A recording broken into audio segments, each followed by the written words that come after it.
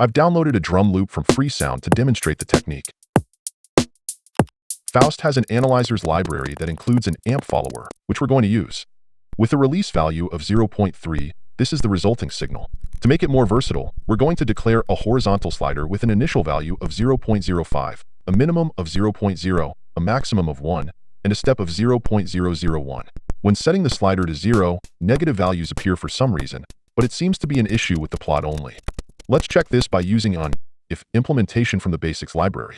If any value goes below 0, the output will be set to 0.5 and 0.9 instead. This signal ensures that we are not getting values below 0. If we were, the resulting signal would look something like this. Let's revisit the perfect fit technique. We're going to modulate the input signal with its envelope shape, which is simply a multiplication. Only the resulting output signal will be fed into the effect process, in this case, the reverb. This is how it is implemented.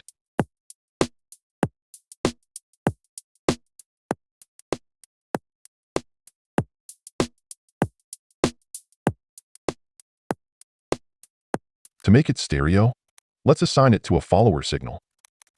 Separate the input signal into left and right channels.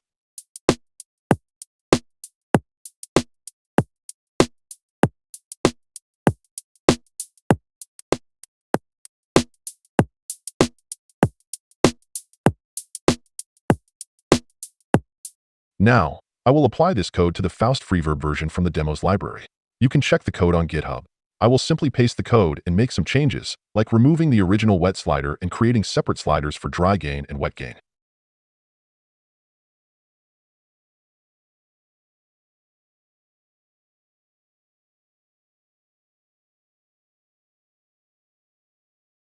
Let's demonstrate.